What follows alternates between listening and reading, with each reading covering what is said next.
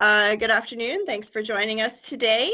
Today we're pleased to have Jennifer McGuire here. Jennifer is the author of The Nest, and I'll hold that up there for you to see. And it's a story about her journey of her adventures after her four sons leave the nest. And Jen begins a journey of self-discovery and with some wonderful adventures that she shares with us in this book, and some wonderful musings as well about this time in her life. So Jennifer, we are so happy to have you here with us today. We are always happy to have local authors come and speak with us. And I understand you are from the Owen Sound area, which is really cool. If you weren't able to catch Jennifer in Sauble Beach, we had her to Sauble Beach Branch Library in person just this past week, and then we're doing this online presentation today. So hopefully we will make you all lovers of Jen and her book. So I'll just let you start, and you can take it away. Thanks. Thanks so much, Nancy. So yeah, I'm definitely from the Owen Sound area. I've been writing locally for a really long time. I wrote for the Sun-Times actually for I think 15, 16 years, columns about my life with my son. So they're very accustomed to having their lives just vomited out on everyone. So there you have it. So I raised my four boys on my own. I moved back home to the Grey Bruce area, the area that I swear it's like the mafia. You know, it's like you get out and it pulls you back in all the time. I don't know what it is. You know, I moved away from this area and I just love it here, and I find that with my friends as well. You know, you move away and you come back, and you move away. So I moved back when my kids were little. I was 30, and my oldest. It's all about the math with me. It's all about numbers. So it was like I was 30, my oldest was 9, and then I had a 7-year-old, a 3-year-old, and a 2-year-old. And I moved. Yeah, and I moved here on my own with my four boys, and it was the best decision I ever made because, you know, I had been living in a bigger center and being able to raise my kids here, there was a level of freedom and, you know, that they wouldn't have had anywhere else. And I write about that a bit in my book as well, and a level of community, I think. And then they did this weird thing where all of a sudden they were all grown up. And I kind of forgot that would happen. You know, you do, I think, this weird thing where you think, I did anyways, where it was like you're so wrapped up in your everyday of just like the business of, you know, your 20-minute increments of dealing with the kids that you forget that there's technically an end point. And it gutted me.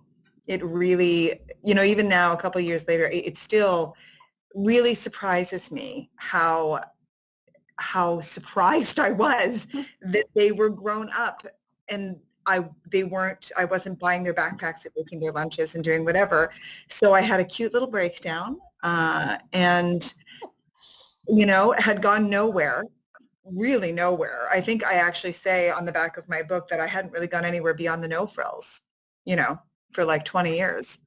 And I decided to take way too much of my money, even though it wasn't that, but like, you know, and just, I went off to Europe because I'd gone when I was like 19 and I'd always kind of wanted to go back. I really felt like myself when I lived there when I was younger. And so I lived in Rome for a while, and I lived in Avignon in the south of France, and I lived in Ireland for a bit and kind of tried to figure out the most basic things that I think most adults are supposed to know, like, what do I like on my pizza? And because I don't know how to order a pizza unless I'm ordering it for 5 people. And, you know, like when you wake up in the morning, you don't have 17 places you have to be. What do you actually want to do with your day? Yeah. And so that's what the book is really about. Just the micro little decisions that you kind of forget to make just for yourself.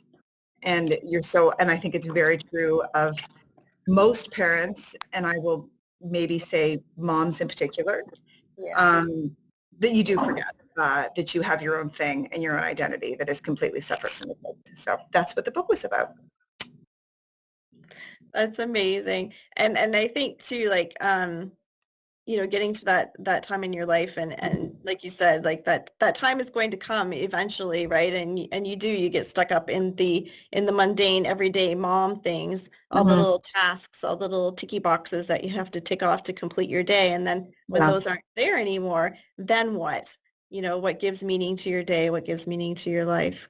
So do you want to talk a little bit about where you traveled in the book and some of your experiences there? So I initially, I would love to pretend that more planning went into it than just me Googling while I was on commercials. When I was like laying on the couch watching TV and just like forever Googling places. So I ended up staying in this little town called Tivoli, about half an hour outside of Rome. And I rented myself a very cheap little studio that they jokingly called the Cave because it was in like a 14th or 15th century stone building in like the lower level with a window about this big. And I went in January. So my youngest son went off to school and I wanted to make sure he was, okay from September until January. We had our Christmas, and then I went off and stayed there for 2 months and really got to know Rome. And actually, the thing that was a really big deal for me, I mean, it's probably not that exciting for anybody else, but I made friends, like, on my own without the kids as the qualifier. Yeah. Because, like, I love my friends, but the reality is we all became friends because we were standing in the schoolyard and, having a coffee and picking the kids up from school and doing that kind of thing. So sometimes I did sort of wonder whether or not I could make a friend, particularly when they speak another language. And my Italian is laughable. Duolingo utterly failed me. So I've often said, I can apologize for not being able to speak the language beautifully in Italian, but that's the only sentence I know. So that was interesting. That's what makes the adventure, though. That's awesome. Like, that's what makes the adventure, right? I think so. And I think, there is this sort of, I kind of think of it almost as that like roller coaster stomach, like when your stomach is kind of roiling, like when you're sort of stepping out of your place in the morning, you think, well, like, no, I don't know anybody. I don't know the language. I don't know where to get my food or whatever. And I'd been a different kind of adventurous for a long time because I do think, trying to raise 4 kids on your own is certainly an adventure. And it's not for the faint of heart, that's for sure. But this is a totally different thing. Like there is comfort in having your family with you all the time, So this was, that was, I mean, bizarre. And I was little things that surprised me. I don't know if either of you have done a lot of traveling, but like I hadn't really in a long time. So just little differences, like I'm a big smiler and I'm a big eye contact person. And the people of Tivoli did not love that. Like it was a little, they were like, I've barely had my 3 little shots of espresso and you're just staring me in the face. Yeah. And with your eyes begging me to be your friend. So that was a bit of an adjustment for me and the people of Tivoli, who it's I would say Tivoli would be about the size of Port Elgin, and geographically as well as population. So it's it's not teeny tiny, but it's big enough. And I did make a little bit of everybody there just called me Canadaisy, which is just Canadian. So it's like, oh, there's the Canadian, Canadians coming back into the group. And I liked that. I sort of liked making you know, I can't believe I'm going to say this because it's so tacky, making a little nest for myself. But what, it's just how great is it though to be able to stay for 2 months though? I mean, it's not like you're just traveling through for a week and you meet some people, but then you move on to the next spot. I mean, when you get to actually stay for 2 months, I mean, you become like, to be able to become part of that community. Like that's the way that I want to travel now. Absolutely. Highly recommend, because I do find you're totally right, Kim, because I do find sometimes when I travel, like now that the kids are, you know, I'm a little bit more, I mean, obviously I have gone nowhere in the past year, but who has, but when I was starting to get a little bit more accustomed to it, just doing little trips, like a friend of mine, for instance, spends her winters down in St. George Island in Florida, so I would drive her down. But you stick with your own people if you're just going for a week or two, you know, and you bring your culture with you. So like I have lots of friends who do things like they go on cruises and there's a group of them. So you are going to all these amazing places, but you also have your whole community. So to go and live somewhere, and like I said, figure out where you need to buy your bread and, you know, meet people and have a bit of a routine. Like I really, really loved that. I mean, I think I wrote about it in the book very briefly, but I just got invited over one night after I was done work for pizza at a friend's house, and I wore track pants and I just kind of like walked across town, and that felt really special, you know, to have made a friend who I can wear my track pants in front of and they'll give me takeout pizza that they cut with scissors, which was very fascinating to me. But so yeah, that was something. And I was lucky because I do work from home. Because I'm a freelance writer and I write for a few different places. So as long as I have my laptop, I can always work. So I know that's not really accessible unless you can work from home. But, you know, otherwise traveling for a long period like that actually ends up being a bit cheaper because here's a little insider. It's not a tip. I think everybody probably knows, but if you book for a month on Airbnb, it's almost always at least 50% off. Mm-hmm. Yeah. So even though it sounds extravagant, I mean, I was paying maybe $700 a month for a place, you know, which is pretty cheap.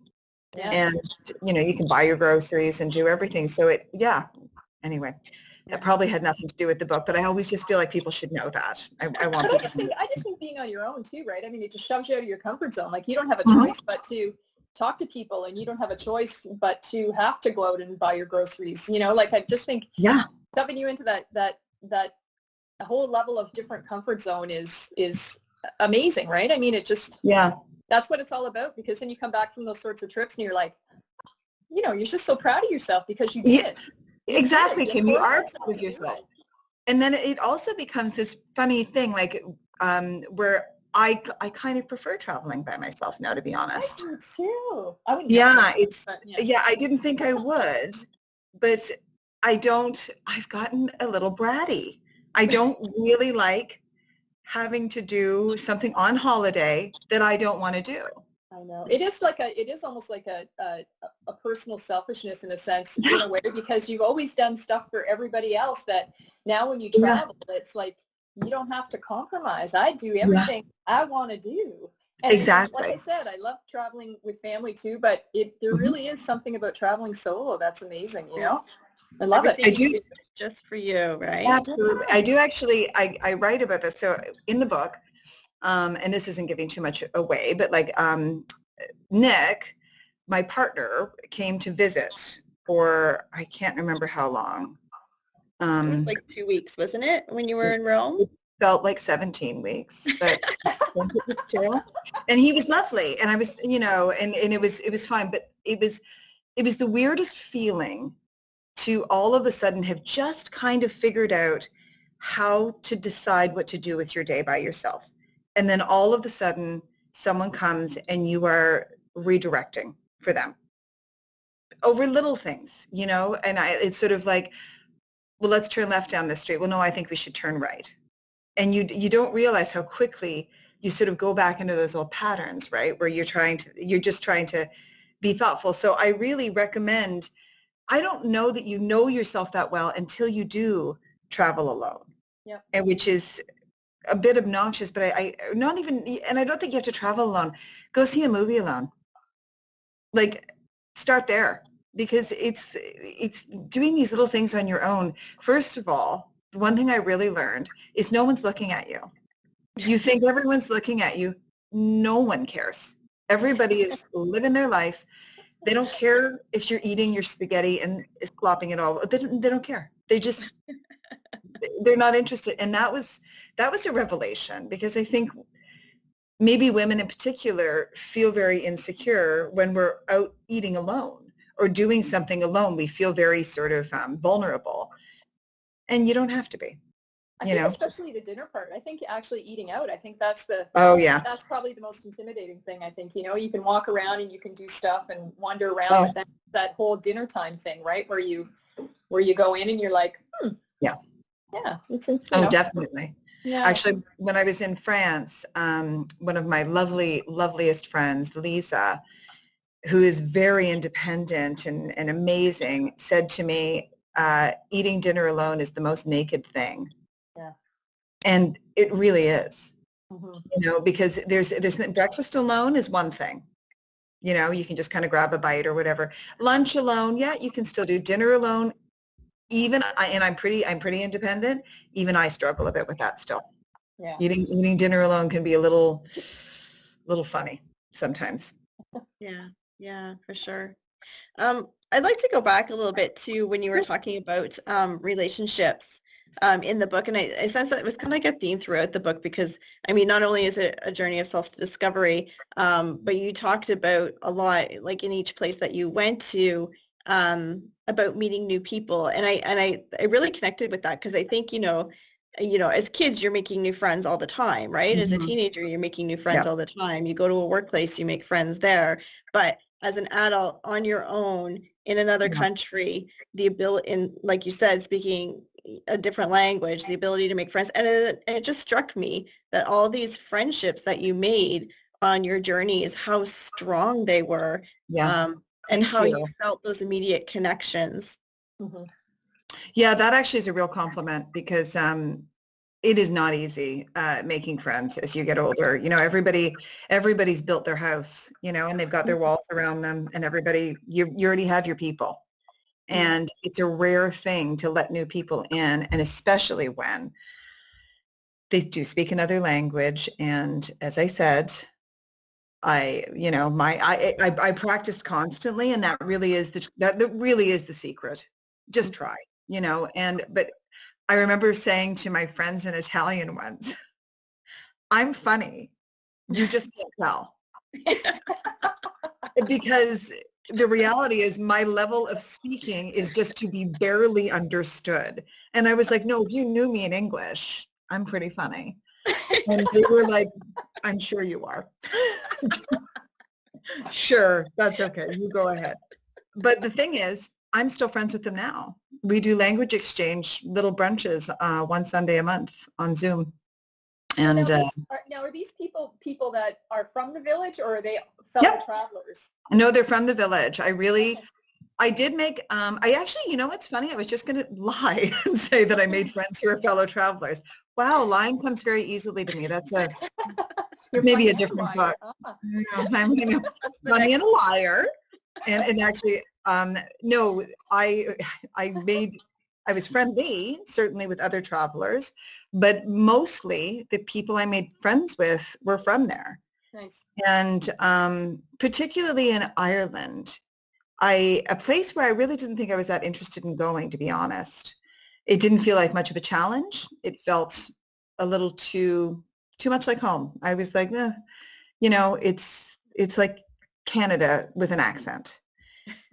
And that is very incorrect, of course. It is a magical, beautiful, beautiful country, really filled with people who are nosy and loving.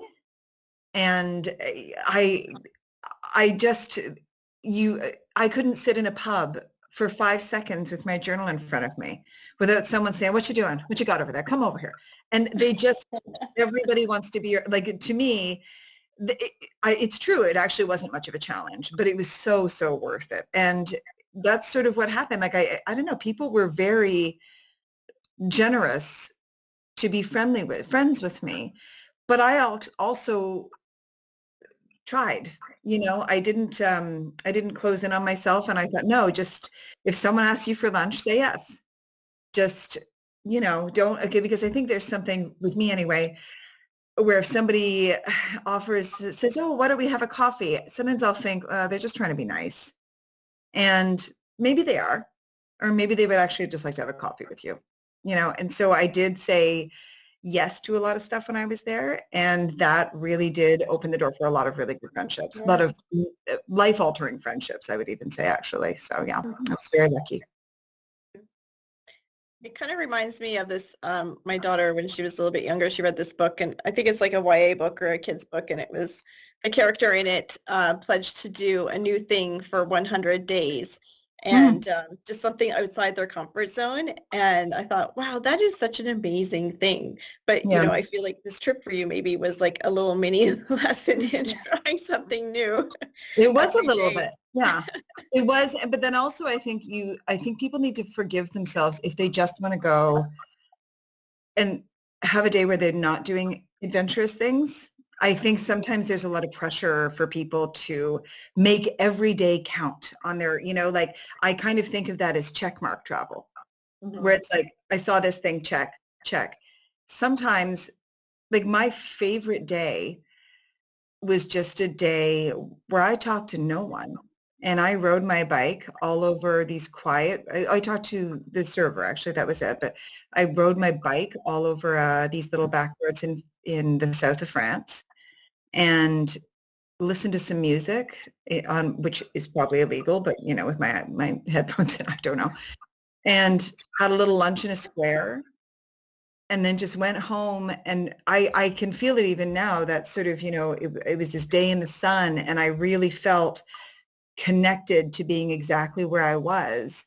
And I didn't see anything special. I saw a donkey, like, I don't know, like, and I ate a really good salad, and I had a good piece of chocolate cake. Like, but it's okay to just have those days. Those are just as important as seeing the Trevi Fountain and, seeing these big things. Like, I really liked myself that day. And that was powerful. Yeah.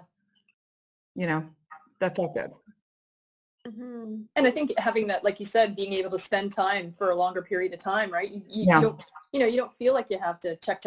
You've got that extra time just to explore and do what you want to do, right? That's exactly right. Because when you do only have a week, there is that pressure to see everything. And, I did actually do a couple of bus tours in Ireland.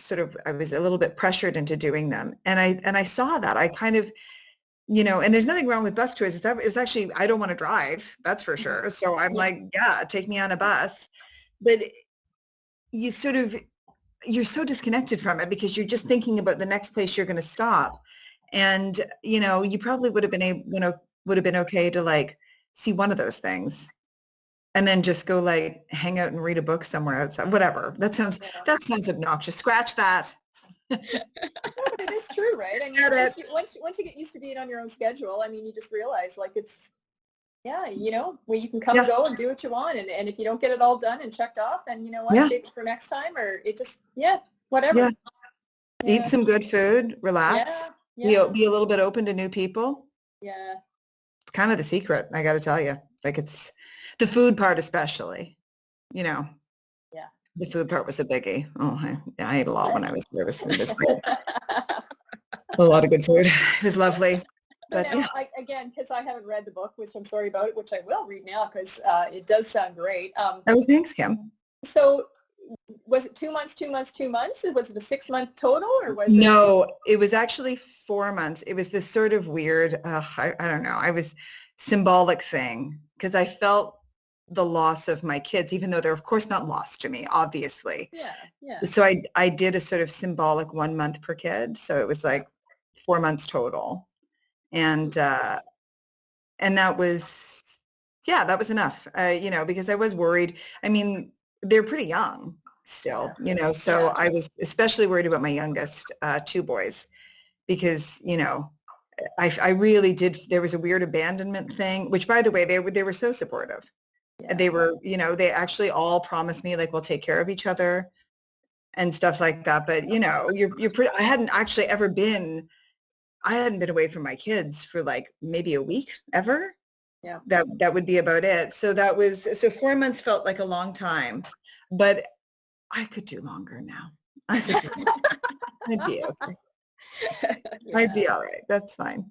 Yeah. And because I'm actually planning on going back to Avignon in February for a few months. And I know I so far so good. I keep checking in, and we'll see, because I am ready to hit the road again. My goodness. I know. Once you get that taste, Dave, I said my kids are 19 and 21, almost 20 and 22. So they're, pretty independent now and stuff. And I've done a few solo trips too, just getting back into it. I used to do it when I was a lot younger, but it is. It's just, you know, you almost lose that confidence when you haven't done it for a while, and then you do it, and it's just like it just springboards you into thinking, oh baby, what's next? Oh, I know. You know, I know. it is. It's good. So wow, this sounds great. Well, good. I hope you, you know, I hope you read it and like it. I mean, I say that like I'm not supposed to think that. You know, marketing is such an interesting thing for Canadians, I think, because we're all like, oh no, it's fine. I don't know if you like it that much. Don't even worry about it. No, like read the book, you'll like it. There we go. I think even for our book club, Nancy, I mean, really, all of the women that go to that are at that same point, right? Like all our kids, we're all basically almost empty nesters, right? So I mean, it's to look beyond of, okay, what am I going to do now? What am I going to do for myself? What actually interests me that doesn't entail kids and husbands and house and all that stuff, right? It's like, plus I have a travel addiction, so that's, this is right up my alley.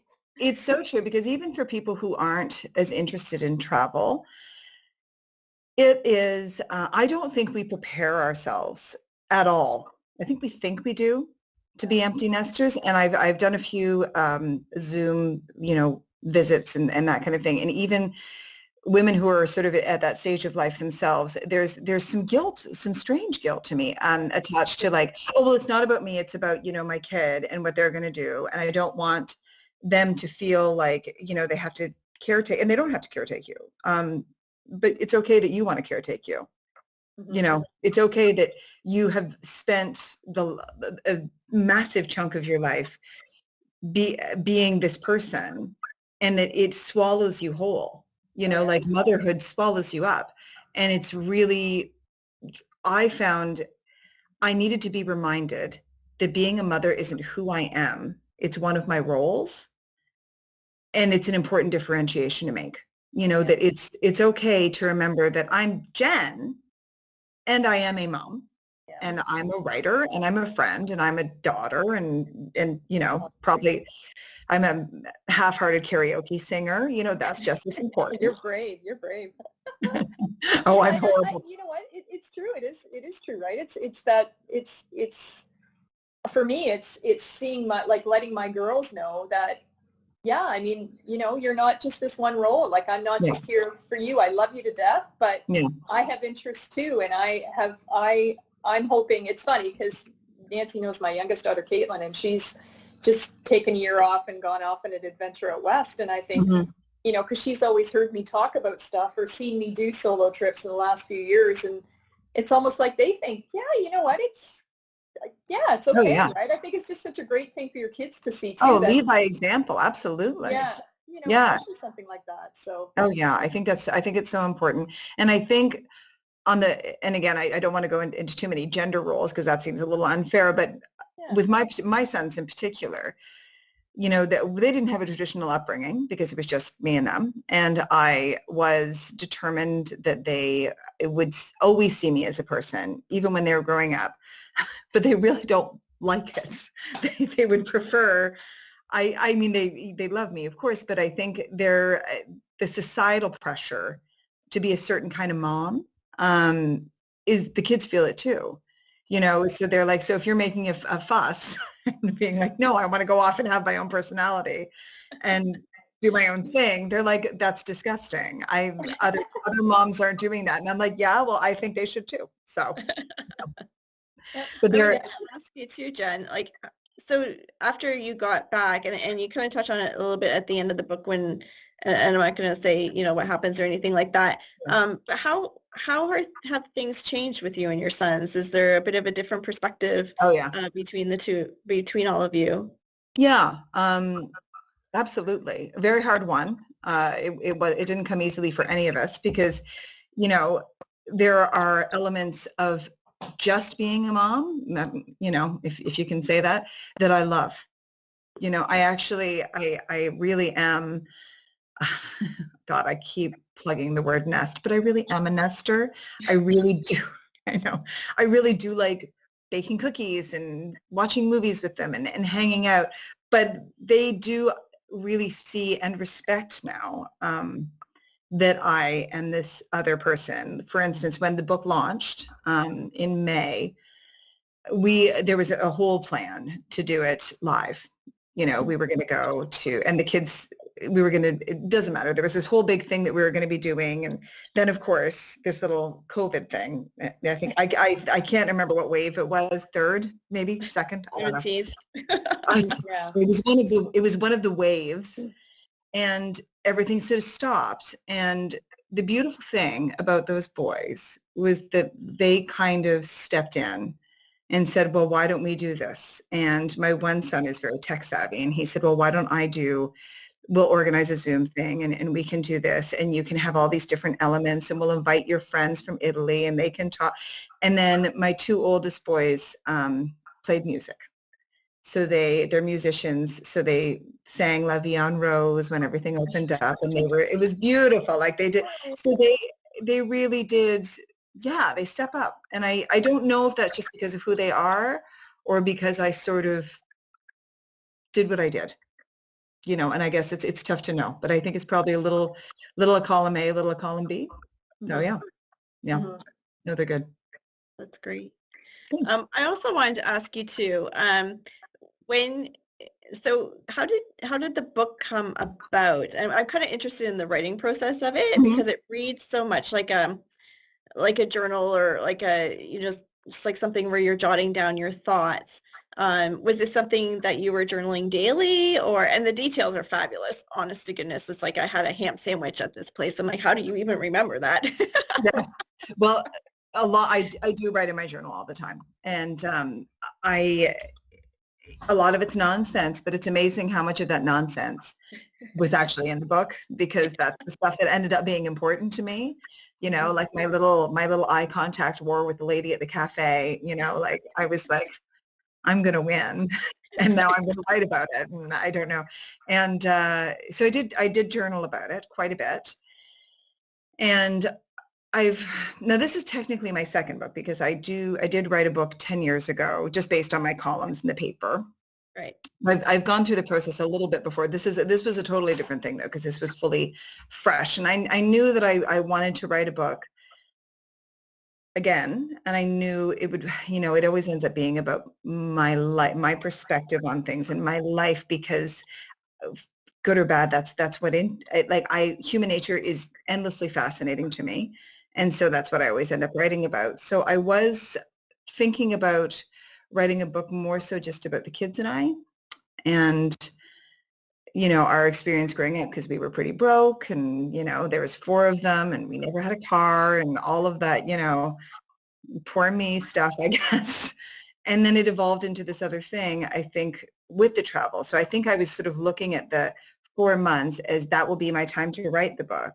But then I did all this living and, and it changed it. It sort of, it evolved, I guess. Well, those were the little nuggets that I loved most about the book about those little incidents that happened in your day-to-day interactions with people, like the stare down with the lady. The stare down with that lady. I'm going to go back and I'm going to show her this book and I'm going to be like, now everyone knows. You didn't want to give me this latte. Because she just didn't want to deal with tourists and I very much look like a tourist. And of course, everyone thinks you're American and there's nothing wrong with being American, but there's always that, you know, that little showdown. Yeah. No, it was just super interesting, just those little nuggets tossed in. It made it a very enjoyable read. It made it very relatable. Thank you. Thanks. Relatable is important. Actually, relatable was something I remember when my kids were younger, and I was trying to explain to them. I'm always trying to tell people I'm funny, and apparently, even in English, I'm not that funny, because I had said to my son once, you know, people think my column's funny that I write, and he said, no, I think people just think you're relatable. And that was when he was about 8, and I thought, oh well, I'll take it. That's fine.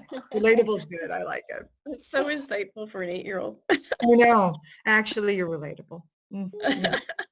Take what you can get, honey. Yeah. And yeah. keeps you grounded, right? Oh yes, they do that. That's for sure. No, Sorry, Mom, you're not really funny. you're not. You're okay. You're all right. Yeah. Yeah. Oh, that's amazing. So there was just a couple of things in the book that I'm gonna break up my sticky notes here. Oh, sure. There was a few lines that I just really loved. The first one was you were talking about you know, when the boys first leave, and you know, the bathroom, and you know what it you know what that looks like with four The toothpaste spit on the mirror. It's okay. You can say it, Nancy. and the Axe body wash, and yeah. you're talking about the Axe body wash, and I'm like, oh, I can smell it Oh yeah. while you're writing about it. But it said, I love this line. It was, I might have raised them up good, but I forgot to raise me up too. And I just thought that was so poignant too, because it's like you were saying before, you kind of forget when you're in those motherhood years, you know, who was this person before, and can I find them again, and are they different? So how have they changed? So yeah, I love that line. That was amazing. Yeah, thank you. And I think the other thing is sometimes, and I know, well, for me anyway, that you're almost I was almost a little afraid to kind of reconnect, because what if I wasn't that interesting anymore? You know, like what if they really were my whole personality? That's scary. Yeah. Because it's like, you know, I think I had about 5 minutes when I was 19 where I was kind of cool. And then, I mean, I had my oldest when I was 21. I really was never an adult without those kids. So I actually was quite afraid about making friends and doing that kind of thing, because I thought I might not be that fun. I might not be, but I've got a few people who like me. So I'm relatable. I'll take it. Again, it all comes down, and again, that's the next book. I'm relatable. I'm relatable. There you go. Oh my gosh. And then I love to, just when you were talking earlier about, you know, just being in the country and immersed in the culture and everything like that, about the moment when you saw the fountain.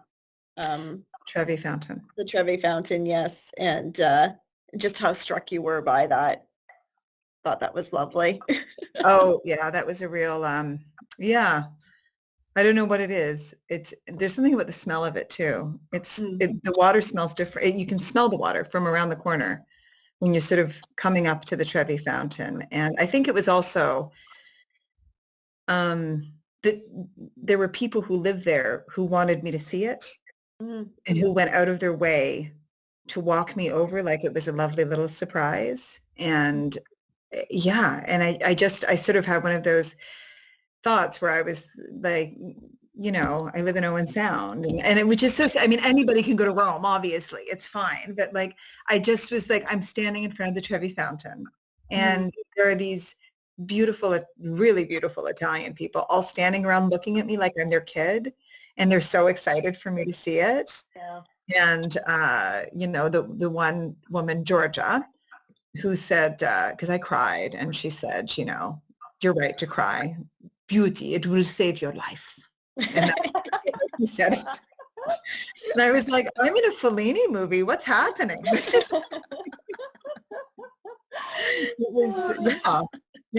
was fantastic. It was a really, I could almost cry thinking about it, actually. It was a really special little. I just think how nice is that they've taken you under their wing in a sense, you know, because I mean, it's like you're part of the town, and they want to show you things, and they want you to have a good time. And they do, yeah. You know, it's just that connection that you, like you say, and I think It's just like those connections that you make when you're just open to stuff, that's Yeah. the best part. That's the best part.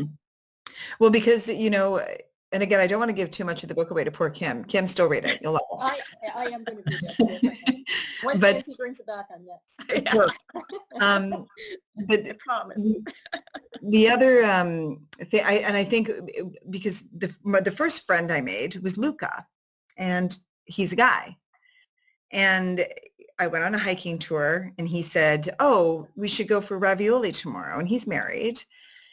And normally I'd be like, no, I'm okay. And I thought, yeah, okay, let's do it. And then after I said yes, I was like, I don't know. And, I contacted my boyfriend that night. I was talking to him, and he said, no, don't go out for lunch with some strange Italian man. Like, no, don't. And I don't know if I had a gut feeling or not, but I was like, no, I'm going to do it. And obviously I'm fine. And he and his wife, Angela, are still my dear, dear friends today. So it was the right thing to do, but there was that little urge to say no, Mm-hmm. Yeah. No, I think it's hard. It's hard to let that guard down and just be open. Right? And sometimes you really shouldn't. You actually should be quite safe when you're away and be careful. Well, I think especially as being a solo woman, right? I think, before you leave, like I did a solo trip to Guatemala for 10 days. And before I left, I said, I had more people tell me, what are you doing? You're going to die. Like, it's that whole build up too, where people are genuinely concerned for you, but so you're feeling it too, like, should I not do this? And it's just like, no, I mean, I'm going to take the safety precautions, but I want to be open to those sorts of things. Oh yeah, absolutely. And sometimes, I mean, I know I wanted to go to one area. I really want to go to Morocco. And Morocco is, and it's such an easy, it's like a long weekend trip from Avignon, because you take the train from Avignon down to Marseille, and then it's like a 1-hour flight to Marrakesh. But I did actually, so I was saying, like, I'm definitely going to try it. And I did actually have some friends say, you might not want to go on your own. And I've been sort of letting that in and thinking, well, maybe I shouldn't. And now I'm like, well, I'm pretty sure people probably go there alone and they're fine. So I think I don't know. I think you have to kind of judge. Everybody's worried. Like you said, Kim, people worry about you. Yeah, and they want you to be okay, which is nice. But then you also a little bit have to trust yourself as well. Well, and I think too, there's so many resources out there now, right? Like, solo travelers and connections and organizations that, you just, once you do a bit of research, you realize, I'm going to be fine. And also, here's the other thing I learned. I'm 49. I'm an invisible woman. It's fantastic. Exactly. Well, I'm 57. And I feel exactly the same way. And I don't hate it. I know that I should be really offended. I don't, I met with, I did a little sort of writing afternoon in Rome with some younger expats, some younger women, they maybe early 20s to mid 20s. And we were all talking when I was there. And I said, oh, all this talk about Italian men are hitting on you all the time. It's so not true. And they looked so sad for me. We had Lucas. Luca would never. He would die for. He was like his sister when he was there. But and Luca was the one who said, like, Jennifer, I don't want to do his accent. I'm right now. I'm recording the audiobook, and I realized I was doing his accent when I was doing it. So now I have to go back and. But he was like, Jennifer, we don't have time for this Latin lover experience. We have to go to work all day. Like, when people come, I can't stop everything and just become the Latin lover. I'm too tired. So that was my experience with the Latin lover experience. And then the younger women, there was this awkward, like 10 seconds of silence where they were like, no, if that's a thing, maybe not for you. And I thought, oh, I love being my age. It's great. Yeah. They were having an entirely different trip Oh, from yeah. you. Yeah. Oh, yeah. And because I'm a signora, right? I'm a signora, so I get a little respect. And it was not so bad. Every once in a while, I'd get a ciao bella. That's nice. That's not nice. And I'd take it, and then I'd like turn around like, and I think they wanted to say, cancel that. Like that's, you're too happy about it. I'm excited. Just no, thank you.